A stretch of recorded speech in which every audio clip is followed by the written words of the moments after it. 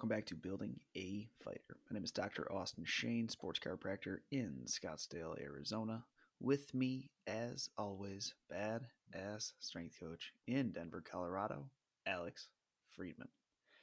Today, we're going to try to teach everybody out there how to develop their own strength and conditioning program if they are, say, recreational jiu-jitsu, combat sports athlete, anybody that wants to go after a little bit more on the strength and conditioning side of combat sports. This is how you start for yourself. So, Alex, what is the first principle when we're making a program based around combat sports?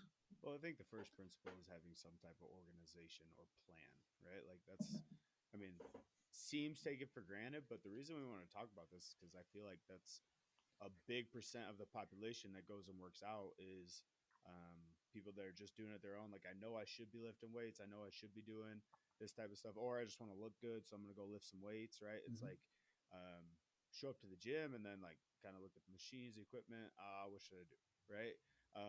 So I think the first point is to actually put some thought in it, put some plans into it, put some plans together. And again, we're here to give you a guideline of how you orientate those plans and how you move forward from it. But yeah, the biggest reason I wanted to hit some of this was because I feel like that's a large percentage of the population that we can talk to is um, you're going to go into the gym and it's not realistic. You're going to hire a personal trainer, right? Like Right. I know a million BJJ guys that are do-it-yourself type of people, and they're not gonna hire a personal trainer to sit over their shoulder for their workout, right? Well, So that's the people that are attracted to combat sports, though. Typically, it's more blue collar. Like, typically, you yeah, want to grind it out a little bit. Like, it is the culture of, especially wrestling, to try to figure it out on your own. yeah, amen. Um, but what I want this episode to be is this is just a little tip, right? You can do it on your own still, but this is just some guidelines that you could framework you can have when you're doing it on your own. You're making your own decisions. So Sure. the first thing I want to talk about is overload. Yeah, Because my biggest pet peeve when I see people or when I talk to people about their programming, like say you just a recreational blue belt, but you're trying to stay in shape at the gym and you're lifting twice a week and you just keep doing the same thing. On Tuesdays, I do this. On Thursdays, I do this. It's at this weight with this many sets and reps, and you do the yeah, exact same workout every single time you train. The only way, the entire point of exercise is progressive overload. You're trying to give your body or create some sort of adaptation in your body. So the only way to create that adaptation is to give different demands to try to go after what you're getting. yeah, So I guess rule number one, don't just do the same fucking thing over and over and over again. Please progress some of the variables. And I want to kick it to Alex. What are those variables? yeah. I can see how that's a common trap that people would fall into, right? It's like I just go to jujitsu every time, Yep. right? And like that seems like the same thing, but within that, the sport itself is variable. Your class itself is different. You're rolling with different people, and yeah, you get better through that. But if you go to the gym and do the same thing, same thing, same thing, the physical adaptation is going to be exactly the same. Mm-hmm. Playing with those variables as far as we can go a couple different directions, but the biggest thing is variety. Changing how many reps you're doing, changing your loading scheme. And there's again practical steps or strategies on how to change these things over time. But I think a good starting point is changing them, period, at all, Mm-hmm. right? Yeah. Your body is going to respond to what's called novel stimulus the most, right? So something that you haven't done or something that's like a new exposure, period, is what's going to create adaptation in your body, right? And that's our job where we play the game of like, I want this specific adaptation, so I'm going to give this specific novel stimulus. Mm-hmm. Um, I don't think you personally, or I say you, I don't think the general public needs to go into the weeds so far on that as far as I want this adaptation, I'm going to do this. But if you're doing the same thing every Tuesday at the gym, Yeah. as far as lifting weights, just change something. Change your reps. How many reps are you doing? Okay, I do 3 sets of 8 constantly. Okay, maybe do 4 sets of 5, right? And you inherently have to change your weight because 4 sets of 5 at the same weight would be too easy, right? Mm-hmm. Okay, I do 3 sets of 8, and I always do the 45-pound dumbbells. All right, well, let's try to do 3 sets of 8 to 55-pound dumbbells. Just see if you can do it. Right? Are you strong enough to do that? Here's another one: exercise selection. Right? I do 3 sets of 8 on the dumbbell bench press. Right? All right, kick that baby up. Let's do 3 sets of 8 on the incline bench press, right? Like Yep. just simple little changes like that can create a new type of stimulus for your body to kind of go into alarm stage. Like, holy shit, this is not what we typically do. I have to change. I have to get stronger to accommodate this, right? Which is the Yep. goal: to get stronger, to get more resilient. So, adding that variability piece is huge. And like Austin said, it can be in the manner of progressive overload too. So 3 weeks in a row, I'm going to add 5 pounds. Then I'm going to add another 5 pounds. Then I'm going to Mm-hmm. add another 5 pounds, right? We want to chronically make your workouts harder until you pretty much can't accomplish them anymore. And then it might be time to deload or take a little break, right? That's For the, sure. yeah. Well, and so that leads into tip number two. So the main point is some sort of overload and variability. A Yeah. tip to figure out how you should increase your variability is, say you're doing a um, uh, trap bar deadlift, and your set or your rep scheme was 3 sets of 8. Mm-hmm. Maybe instead of doing 3 sets of 8, you do 2 sets of 8, and with the weight that you're doing that set of 8, your last set you do a rep out, right? So maybe the weight you're using, you're doing 3 sets of 8, and you're trying to get some sort of stimulus. So you're trying to cause some sort of damage, which means it needs to be higher weight. On the third set, you do, when you're supposed to do 8, you can rep out 20. Then you know that probably the first 2 sets aren't doing anything. That means they're way too light to go after the stimulus you're trying to get. So we need to increase the weight the next time you go and do that thing. So Mm-hmm. what variable are we going to change? We're going to change the intensity variable. We're going to add more weight on top so that you can stick with the same set and rep scheme, but get you closer to what you're trying to achieve. So that's like a very good tip of, if you have the form down and you've been doing this movement, instead of doing the last set of your exercises at that prescribed rep number, you're going to do it in an AMRAP format just to see how close to, I guess, my overall physical potential am I doing this exercise. Yeah, that makes sense. I like changing the variables up. So now let's say we're a step past that, right? Like I know that I shouldn't be doing the same thing every time I go into the gym, right? The next most common trap I see so many people fall into is a straight up bodybuilding routine, right? Yes. That's like, Dude, I eh, didn't know that this was still a thing. dude, I had a couple patients come through that I was talking to about programming, and they're like laying it out. And I'm like, people are still doing back and buys? Like dude. that's still a thing?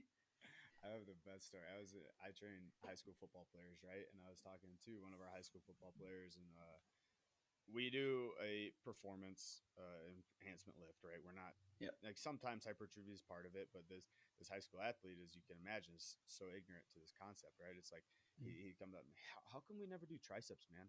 And it's like, all right, there's a lot of layers to this question, and I keep digging, I keep talking to him. He's like, but no, man, like I'm putting a lot of work into the gym. I'm going there 4 days a week on top of our 3 days we train with you and everything. I'm like, okay, like you're a high schooler and I can applaud the ambition and it's probably not going to hurt you right now if you're not in season for anything. So I'm talking and like, okay, what type of workouts are you doing? And he kind of looks at me. He's like, dude, I put so much work into this. You don't even know. And I was like, I'm pretty sure I know, man. Like, what's Let going me on? see. And so he continues to explain this bodybuilding split to me that I was doing, from seventh grade to ninth Fuck grade or yeah. whatever that I loved. And I was like, all right, man, that's a really good start. That's a really good foundation. Like, so I left the conversation more so applauding his ambition and his want to do it, but also like just a little smirk to myself of like of the ignorance of it, right? Which this bodybuilding routine, right? The whole like Monday is chest and tries, Tuesday's a leg day, Thursday's back and buys, and then Friday is arms and shoulders or whatever. Yep. Um, that's how at least I was exposed to it a lot of time. It's not the worst thing in the world, but it is No. not performance, right? It's That's the thing. yeah, There's working out and there's performance. sure, or training. There's There's yeah, also working out for aesthetics and working out for longevity, mm-hmm, right? If we're working out for longevity, or we're trying, or athletic performance, then we're going to have to do way different things, not necessarily different exercises, but a different why behind what we're doing and how we choose to implement those exercises than the bodybuilding split.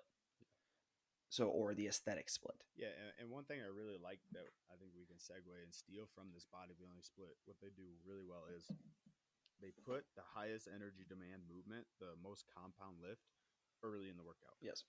Right. That's kind of my next. How do I organize this workout? Put your most demanding energy thing, and we'll explain what energy demanding means in the front of your workout. That's the gotta be the thing you're most fresh for. That's going to be the hardest thing. That's what you have to be really primed to express. Now, when I say most energy demanding thing, I don't mean conditioning. I Yeah. don't mean like to skip all the stair steppers, the hardest part of the workout. He said most energy demanding. I should do that first.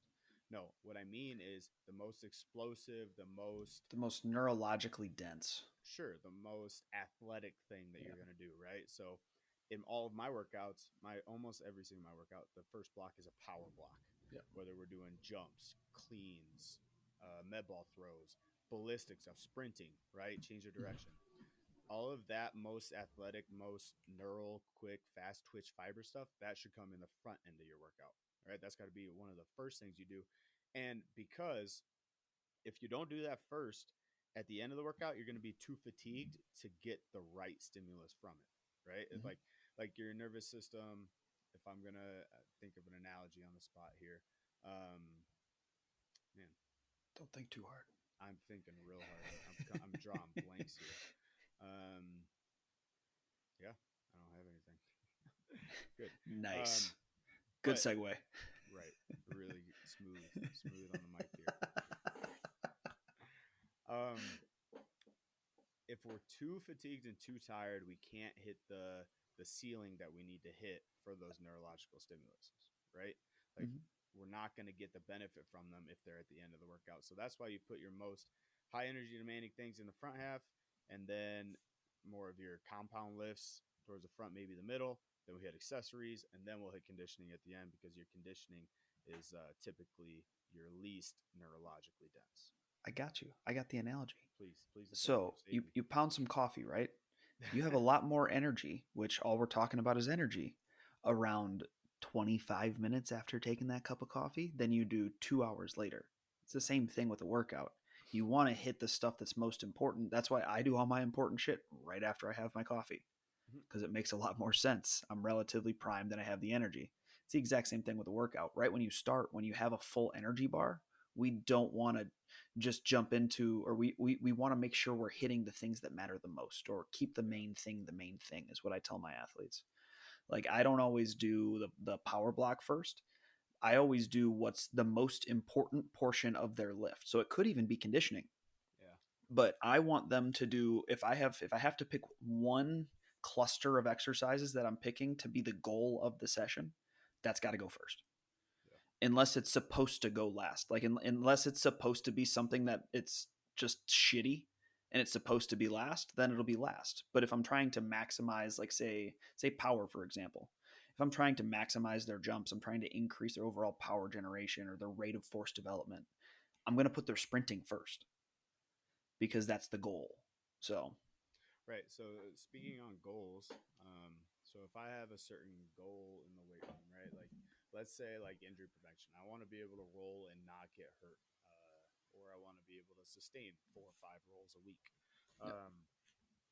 Throughout that week, how should I organize my strength and conditioning? Am I thinking, um, and if you could explain, like what do I do a concurrent split? What does that mean? Should I do a daily undulating? What's a conjugate program? Like, how do we organize a week of training for the person that wants to do it themselves? Yep. So, what I typically recommend for non-professional athletes is a concurrent split, Okay. What does that mean? which means you're training multiple variables at the same time or multiple given goals in one workout, Right. right? So it's a good example of this would be like our building a fighter program is a Yeah. concurrent program. Plug. Shameless plug.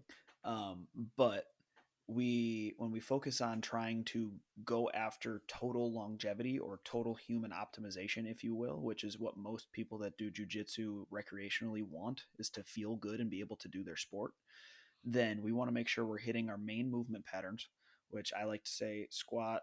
Oh, I like to say, Dan John likes to say, and then Austin also parrots his ideas: Hmm. push, pull, squat, hinge, lunge, and rotate, and carry. I believe carry's in there as well. So maybe there's eight. But for the most part, we go after our main human movement patterns that are going to try to make our body function a little bit better. Yeah. So most exercise or most workouts, I'm going to try to hit my goal. If say there is eight, I want to hit at least five in every workout. That's kind of like my split right there. And then on top of that, we don't just focus on those movement patterns. That's just one, I guess, piece to the puzzle.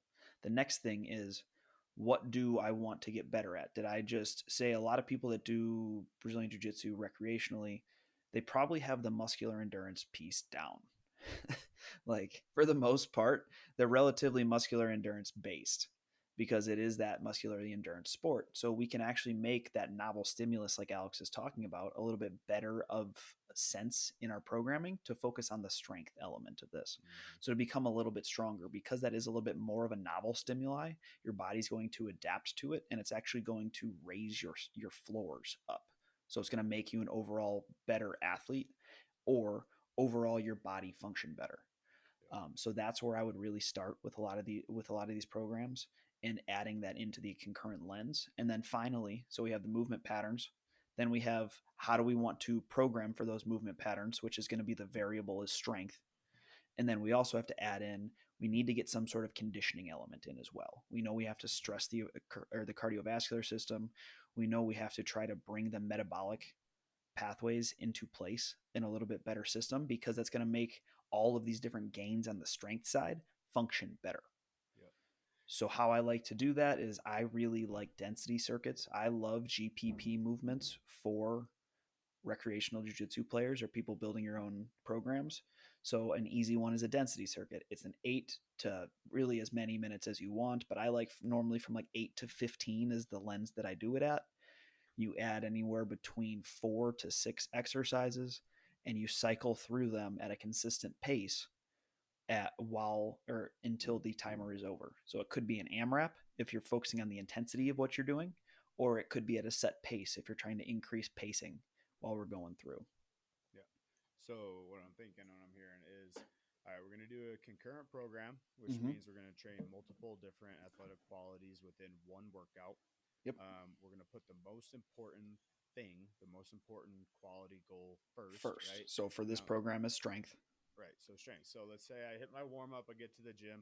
I'm going to do a strength block, and that's going to be comprised of some compound movements that are really basic, but still very integral, right? Yeah. So it's going to be like a squat Trap bar or deadlift, RDL, and a pull up is your right. first block.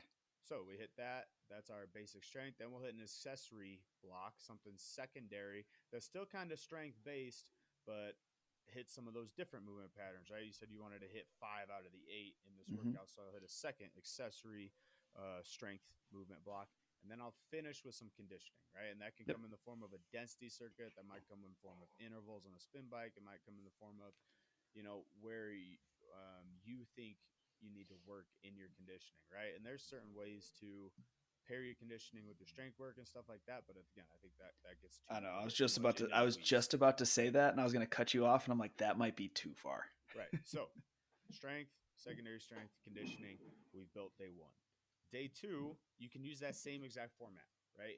But then we have to choose new or different movement patterns, right? If we did a deadlift on day one, maybe we're going to choose like a lunge on day two, or a squat, right? So, Yep. or a barbell bench press or something that is different, so that we're not falling into this trap of just hitting the same stimulus, same stimulus every time we're in the workout. Same format, basic strength block, accessory strength block, conditioning, and that conditioning can be relatively similar, right? There's 2 workouts in a week that we've kind of built out that you can self-organize Mm-hmm. and kind of contextualize. And then we keep hitting on variability and not doing the same thing over and over and over again. How long can I use these 2 workouts? How long are they useful for? Ooh, so I tell people like the exact same rep scheme every single time. Sure, Sure. Let's say we write out two really good workouts, right? We just Okay. went through And that you don't exact change overload. anything. Well, we're gonna use the progressive overload. Like next Okay. time I come in, next week I come in, I'm gonna try and do a little more weight. Okay. Next time I come in, maybe I'll try and go harder, right? Whatever harder means. Perfect. So Um, same, but we're talking same exercise selection programming. sure, Okay. sure. Then I say anywhere between 3 and I guess technically top end would be 6, but 3 to 5 is normally what I tell people. I would go a little bit longer than that. I've given people up to 8 weeks on a program. I think, especially Dude, it just gets if so boring. right, and but if it's a new thing, right? If this is something that I'm new at and I can still get some gains out of it, like that was one of the pivotal things that I learned about of programming is like everybody likes to work in these 4 week blocks. They work really logistically well. That's a Yeah. month of training, change, right? Keeps things fresh. Like that 3 to 5 week window is actually what you talked about. But like for me specifically, if I'm still making gains after True. 4 weeks, why would I stop? But that's more for so I see where you're coming from. I see that working for like extremely novice lifters. Sure, Like talking never had it because you're gonna just get those base gains right away. sure. But I can't see like somebody like you doing an 8 week block and still getting gains on your 8 week because you're extremely high training aged. Yeah, I could see that. Yeah, I get that. But like I said, I guess you can go up to 8 weeks. Yeah, You don't have to do eight yeah, weeks. So three, yeah, 3 to 6 to 8 weeks is kind of where you would sit. Maybe like again, if you're more like in myself, like I get bored after 3 weeks of the same program, yeah, right? Change it more frequently. That's no problem. Maybe if you're somebody that likes consistency, likes doing the same thing, eat as much as you can for 7 weeks, and then like, okay, I have to change, right? yeah, This workout's getting yeah. to be no results, right? Yeah. Well, so I think I mean that's a good time frame for it. Then where do we go next? Like what do you mean I have to change the workout in 7 weeks? Do I just redo it and use different exercises? What I would say Yeah. is you progress in your strength qualities, right? So if we think about strength qualities, we can go. We just did a strength block, right? I wanted to work on how strong I can be for 6 reps or how much I can lift 5 times, right? Yeah. The next progression would be like strength, speed, or power, if you will. So now we're going to do like a power block first, right? Power just means that I'm moving a little bit less weight, but trying to move fast, right? Or I pick Mm-hmm. jumps, or I pick cleans, or I pick med ball throws, or something that's a little more explosive in nature. Mm-hmm. Then we can do like a secondary strength block. We hit a And little. pause for one second. Go ahead. So exactly what you're saying. It doesn't the entire when he says a power block, that doesn't mean that the entire workout has to be only power based exercises. Because I Right. feel like that's what people think when we say progress from strength into power, and everything has to be power the entire workout. That's not true. Yeah.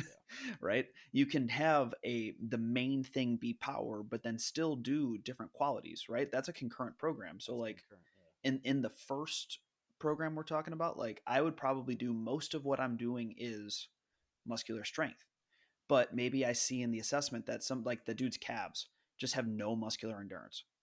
Like we do a single leg calf max out on single leg calf raises, and he's only able to get like 15 on one side. Well, I'm like, oh shit, that dude needs muscular endurance in the calves, so that'll definitely be in the program. But So it doesn't have to just be strength. you're hitting on one of the things that I think is the hardest part of this whole process. If you're programming or making your own workouts, Yes. is self awareness, Mm-hmm. right? Like I know for me, I'm completely delusional about my movement patterns, right? I think You I'm right. I think I'm really stable on one leg and really strong, and maybe that's true, but there's also a lot of and then glaring you weaknesses. see it and his hip like shifts to one side and he's falling over in a single leg Exactly. RDL. Or there's also the fallacy of like, I know my shoulder mobility is shit. I have Yep. really strong shoulders, but I can't touch them behind my back Yep. barely. Um, I hate working on it and it sucks. So I'm not going to program it for myself. Mm-hmm. Like I know that about me, right? So I think that's the hardest thing is being aware of what your weaknesses are and truly putting the work in to get after them. That's where training partners can help. That's where building a fighter online programs can help. That's where maybe you need to have somebody else put you through the ringer, right? Yeah, it's And it's a relatively low cost, and not even just our stuff. Like programming nowadays, if you just want to try a new idea and see what it's like, it's a relatively low cost situation that maybe you just you get some good ideas about programming and then you go back to doing your own thing. Like that's an option that I know a lot of people do. You just go like I've paid for other coaches programs just to see how they program and do it and see if I like it or not. yeah, And then I'll try it on myself and I'm like, "Oh shit, that's a cool idea. I think that would work." And then I go back to making my own program, just like filtering in maybe one or two things that I picked up from this guy that I really liked. yeah, low key, one of the most fun parts about our job is testing stuff and working out on Fuck yeah. yourself, right? Like one thing that I've done that I really enjoy is I've got two or three friends that are also strength and conditioning coaches that land out and we work out together. Every month we cycle who writes the program, Yeah. right? So I'll write a month long program. They get to see a lot of my weird rotational, uncanny type of exercise stuff. Then the next week my other friend writes the program and I get to see their like speed progression and what they're Mm-hmm. trying to accomplish through their movement protocols. Next week somebody else writes the program and I can see where a lot of the bodybuilding splits or a lot of the strength work that they accomplish, because everybody has their own niches in performance and in programming, right? Like I know I'm really good at muscular endurance and kind of grinding it out. That's unfortunately not any skill that gets you paid, but something that you can get away with as a good athlete. Yeah. So that's where a lot of my programs gravitate towards, because confirmation bias is a real thing. We do what Yeah. we're good at, right? But Mm-hmm. you need some of that healthy awareness and exposure from a training partner, online training, whatever, to open up your eyes, I guess. And so the last thing I want to talk about programming for everybody is don't be afraid to lean into your superpower too. Like Alex just made a good point. Like he knows what he's good at. He's really good at muscular endurance and he's also really good at grinding. That shouldn't be the main emphasis of every workout you do all the time, but it's important to feel good when you work out, right? It's important to do things that you enjoy. Like me, like I love pull-ups, so I throw pull-ups into almost every workout I do nowadays. It doesn't have to be for a given purpose. Like I'm not sometimes you just move to move, right? Movement is just good in general, and if it increases confidence, that's still a measurable quality that not technically measurable, but that's a quality that can increase. And you know that you finished a workout higher up than when you walked into it. Exactly. So, like, lean into the exercises you feel good doing. Definitely switch them up from time to time. But if you know something makes you feel like fucking Superman, keep it in your program because then you're just going to be happier. Well, and dude, you talked about like you can't believe like the bodybuilding splits are still around, still a part of like this exercise culture we made. One Mm-hmm. thing that I bore and I see all the time that I still like, not that I can't believe it, but I think we should be way past it, is like the insecurity and vulnerability about going to a gym, True. right? Like, Yeah. so that there's always that, like It's there's because even times where there's a bunch of bitches, and like man, people not are in judgy for like sure. self conscious, but people are assholes. People are judgy for sure, but there's a time like I'm a strength and conditioning coach. I know exactly what I'm doing in any given weight room, and Yeah. there's times where I walk in the weight room and it's like, oh shit, what am I doing? Do I look like an idiot right now? Holy shit! Like that still Yeah. happens, right? So it's Yeah. like if you need like for you, go into your superpower, do pull ups, do your first fucking thing, be pull ups, Yeah. right? It I'm gonna always is. I'm gonna rep out, 15, 20 pull ups. I'm gonna feel good about this thing, and then you get the gears turning, and now this is gonna be my workout, right? Mm-hmm. So I think anything to get over that small little hurdle of holy shit, I'm being judged can really help. Yep. I would agree. But so this is our how to make your own strength conditioning program podcast.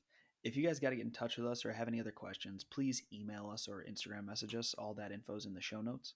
If you do want some of those ideas like we were talking about or did want to sign up and trusted us to make your guys' programs, we have building a fighter programs. Those are going to be at buildingafighter.com. We have custom programs, pre-made programs, monthly memberships.